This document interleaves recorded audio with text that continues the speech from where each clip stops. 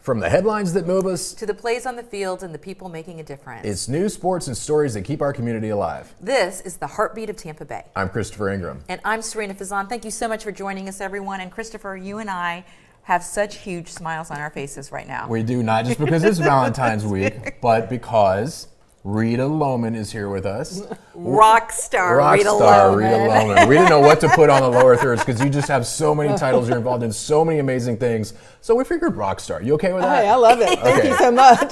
Cool. And Rita, I've got to share too. So Christopher did this amazing LED wall. You know, I love Valentine's Day. Yeah. And look, there's one floating green heart, and you have green eyes as well. We were talking about only 2% of people in the world have green eyes. I did not know that, but I've always loved green eyes. It's so different because people will say, "Oh, I love your eyes." Yes. So the green's for you too. Hey, thank you. So I know you've known Rita a long time. I've known Rita a long time. I can't remember. I think maybe Yvonne Fry introduced us. Very likely. But I have to tell you, I have always been so appreciative of you because when I first started my solo radio show, your company at the time, you were president of Pilot Bank, and you were my very first sponsor of my radio show. Absolutely. And I just appreciate that. So I could probably recite that ad because I did a live read 3 or 4 times a day for, "Hi, this is Chris Ingram. Do you not like the way you're treated at your bank? Well, Pilot Bank has the best customer service." That kind of thing. It was great. I loved it. And I loved being on your show then. Yeah, we had you on then too. It was always so much fun. And then Sarina, I've been with you for quite some time. Oh my gosh. I love it. Yes. I feel like you're such a pillar, though, in this community, Rita. Thank you. I appreciate that. But I've been able to see your daughter grow, and it's just all cool. I love it. It is all cool. Yeah. Well, you do, again, so much. I know you were involved with the bowl, yes, right? yes, Tell us a little bit about that. Oh, yeah. You've been doing that for years. I have been, and I've been chair. I was chair for 2 years, and that's the ReliaQuest Bowl. And we have had so much fun, but what I'm most proud of is this year we will have given $4 million back to our community organizations. Wow. Now, these are organizations that may not necessarily receive any kind of grants or anything along those lines. So it's not like we're giving $100,000 to an organization. We're giving the $5,000, $10,000 that's going to make a difference to some of these smaller organizations. That's fantastic. And so $4 million just incredible. over the last few amazing. years. Yeah. So we're so excited. And then, of course, we've had great impact, community impact, because of all the economic people that come in. You know, you think about Vanderbilt, those teams loved being here. Vanderbilt had never been to a bowl game like ours. Iowa has been several times, and they're great to come. But Vandy loved it. We always have good schools, and I have a great time. So one of my prides is being on the ReliaQuest Bowl. Well, you do such a great job. Thanks. So you're also involved in tons of other things. The IBIS Foundation. IBIS. See, I got it wrong. Yeah, IBIS. And he was even practicing. I'm terrible at it. I get in my head. I can't lose it. All right, so tell us about the IBIS Foundation. Oh, well, we just had our gala this past weekend that I had the pleasure of chairing. And I am really very strong on mental health, as both of you know. It means a lot to me. I lost my son about 6 years ago. And so when they asked me if I would chair it, I really said, yes, that means a lot to me. I had received the Guy King Award. So this year, the Guy King Award went to Sheriff Chronister and the entire Sheriff's Department for their partnership with us. And then Tracy Otto also received it. But what was so important is we had never brought these two groups together. IBIS is now Grace Point and Cove Behavioral, and they're one organization. And we set a goal, a modest goal, but we actually raised $450,000. That's fantastic. Wow. And we did that with so many good friends. I've got to share with you, Scott Fink from the Fink Automotive Group gave us a car. Wow. Golden Diamond, Julie gave us a great piece of, she actually gave us a gift certificate so you can pick out whatever jewelry you want. We had so many people, and some of their board members gave their homes in Colorado or North Carolina to be able to bid on. So That's cool. To say that this was great, we filled hotel floor to the max. Wow. That's and incredible. Yeah, it was really good. Even, it's so funny because y'all both know my husband, and he's not the kind that, unless it's a football game, he's not the kind that's going to always go every place. But he did, and he said, I'm really glad because it touched my heart. Aww. And when it can touch his heart, then I know it's touched others. Everybody's heart. That's so super that was a great one. So Rita, even in the 2 examples that you shared, and there's so many other examples on the incredible fundraising that has happened, do you feel like your background in banking also, of course, contributed to all of this. Can you share your career with us? Oh, yeah. Well, I had the pleasure of being in banking I still am in banking. I sit on 2 bank boards, but physically being in banking for 45 years. And that's a pretty long career. And did I really feel as myself where it was a salesperson where I went out? No. I was a person that wanted to help you. And Chris, you know this. If you need something, you can call me and let's talk about it. And one of the things that I love even today is when somebody will call. I received a call yesterday and they said, can you help me with this? Well, absolutely, I'm going to help you with it. And what I've always tried to do is I never want to push anything on anyone. And our bank may not have been the fit for you. I will find you that right bank.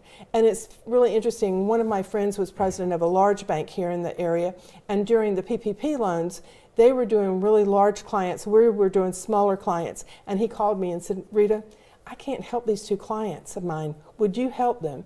And absolutely we will. Now, we're not going to take that client away from him, but yet we're going to be there. And same with him. If there's a large client that I cannot help, we'll pass that around. Well, I got to share something, testament to what she just said about helping people. It was her culture within the whole bank. And when she was at Pilot Bank, and I'm sure everywhere else, but my only interaction with you as a business leader was at Pilot Bank. And one day I was telling Hanisha Patel, who worked at Pilot, she was kind of my banker there, and I was telling her I was having a hard time getting my kids' 521 college savings things set up. And she goes, Chris, just bring it in, I'll do it for you. And literally, I brought in, whatever social security numbers and information she needed and set those accounts up at Fidelity. It wasn't even anything related to Pilot. They didn't make any money. They just did it as a customer service. Like, what a great way to establish how to deal with people. Well, and that's what I always talk about. There's a very large restaurant now here in the market. And 30, 40 years ago, they called me and said, we're starting out. Can you help us? And it's really interesting because I'm not going to share the name, but if I did, you would say, wow. Because we said, absolutely, would love to.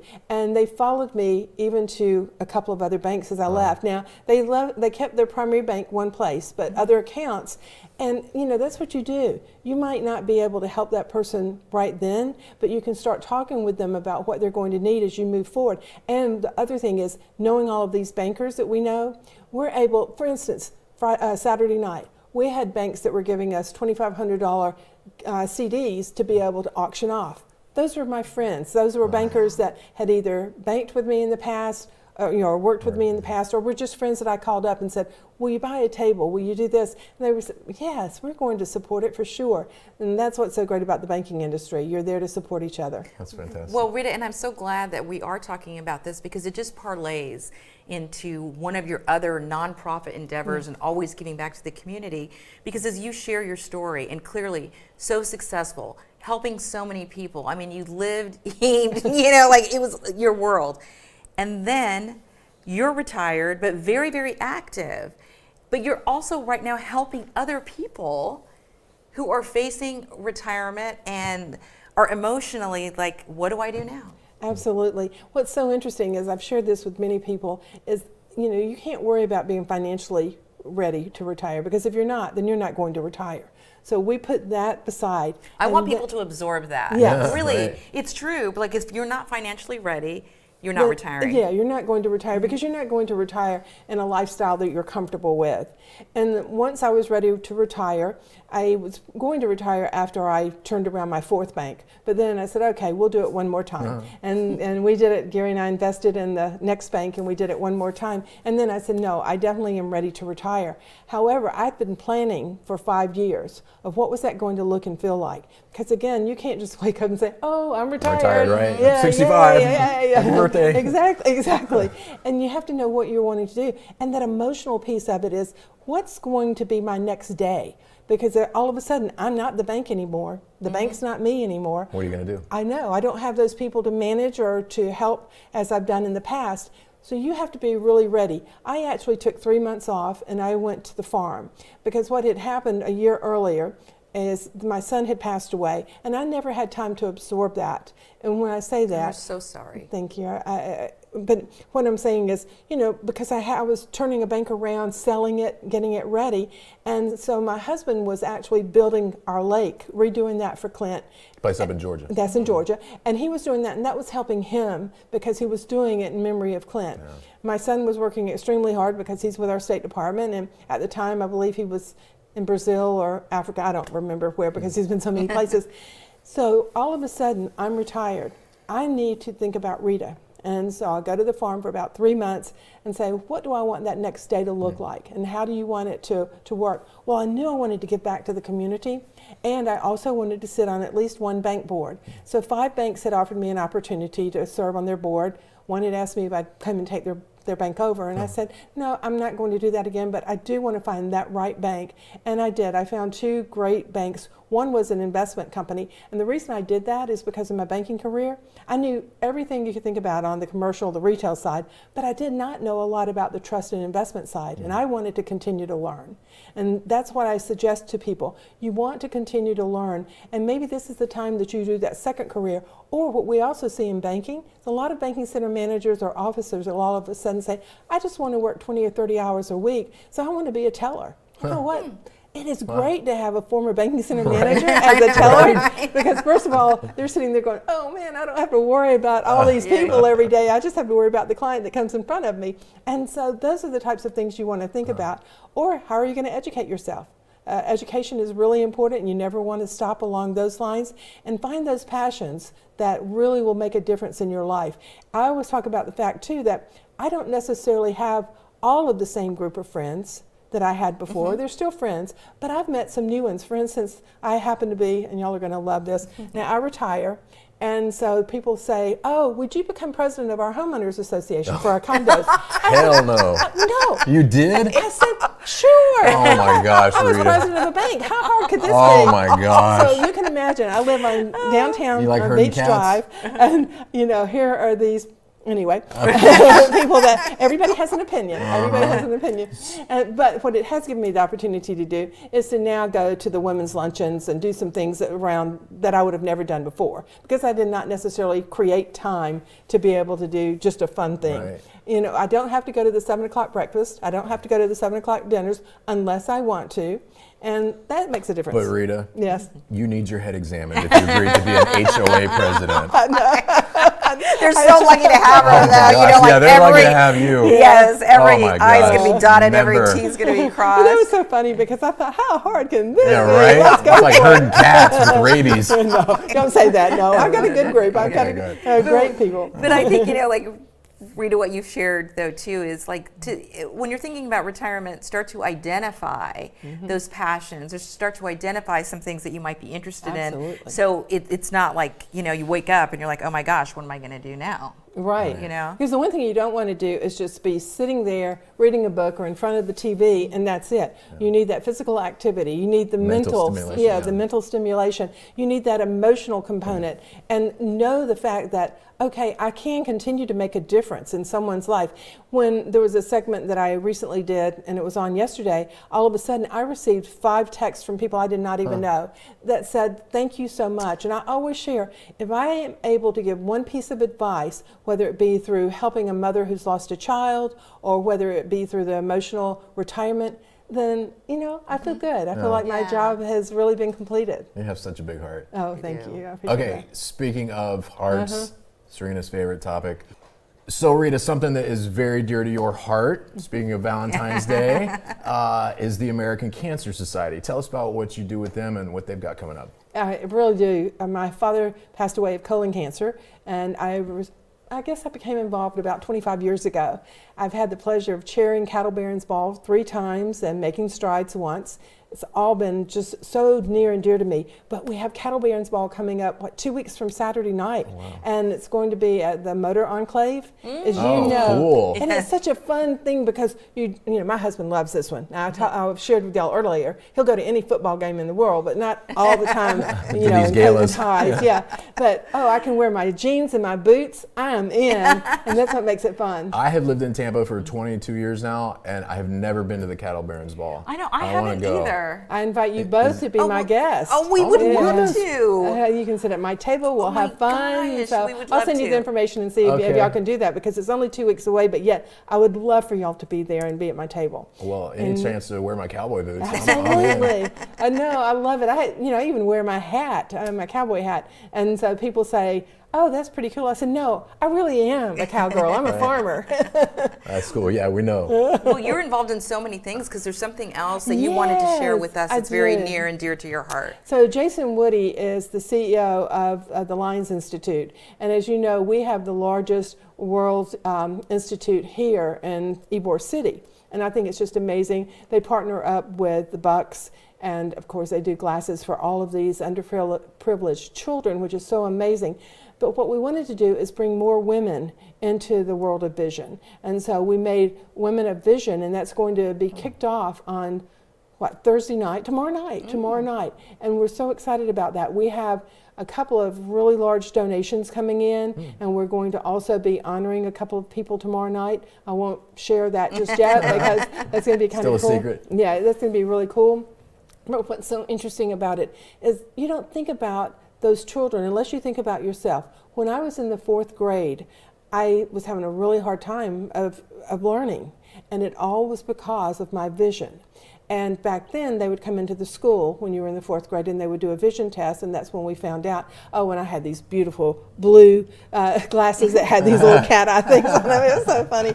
And so what happens now, though, is when they go out to your school, you get to pick out any pair of glasses in the mobile unit and be able to, and right then and there, your glasses are made, the children have the glasses, and they get to go home with them. What's the name of the organization again? It's the Vision Institute. It's the World Vision? Yeah, yes. I went to their gala yes, last the year. eyeball gala. Yeah, the eyeball gala. It was a lot of fun. Yeah. And the big takeaway I had in terms of the information that they provided during the program about what they do is that the problem used to be they used to give vouchers for the students to go get glasses at, like one of the local lens crafters or whatever.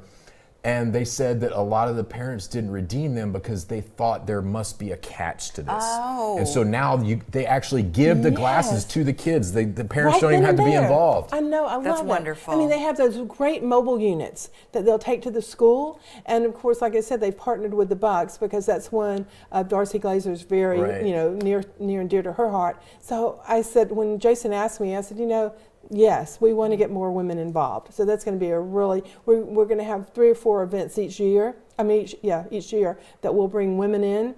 And, these will be the executive women throughout that can and will want to be able to help these young That's children. fantastic. Yeah. Well, tell Jason to send somebody Yes. over here. I We'll have him on the show. will. Oh, you know what? He would love that. He would Okay. love to do it himself. Yeah, bring him on. We would love Okay. to have him on. We You know need what? more men.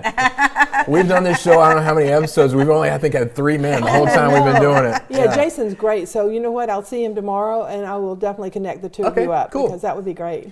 Are there any websites, how to get tickets, information about the Cattle Barons or the other foundation, IBIS? Okay, so with American Cattlemen's Association or Cattle Barons Ball, well, what you end up doing is just going to Tampa Bay cattlebaronsball.com, and that will pull up. Now, I will tell you, you need to really do that quickly because we are almost sold out of tables for that. Okay. That's going to be an exciting one.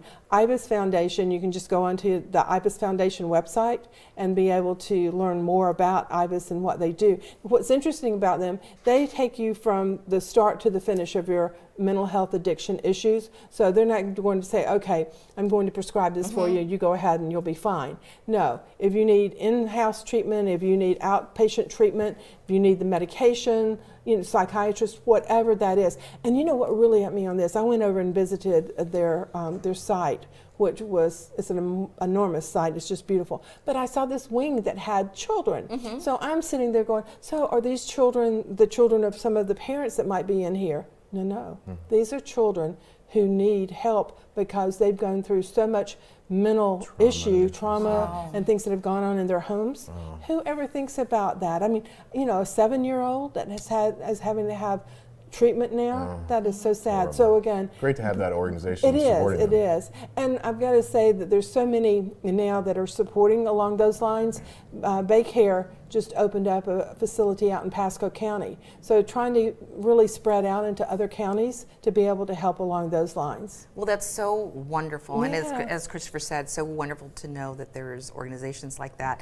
And so wonderful to know there's so many people like you out there, Rita. So to keep up with everything you're doing, what is the best way? for me, you can go onto my Facebook or my LinkedIn, and it's just real easy. RitaLowman.com is my, where my website is, and then of course you can go into Facebook and it's just Rita Lowman, and that's Lowman. I love to be able to have people connect. I don't do anything political or anything along those lines. It's usually about either my family or the initiatives that we have going on in the community. And you're always got at least 2 or 3 that you're working on. Hey, listen, we appreciate you being here because we can now tell people that we had a rock star on our show. Yes, absolutely. I'm going to go home and share with my husband that You y'all tell him call you're me a rock star. You are. Thank you so much for being here, Thank you, Rita. Rita. I appreciate it.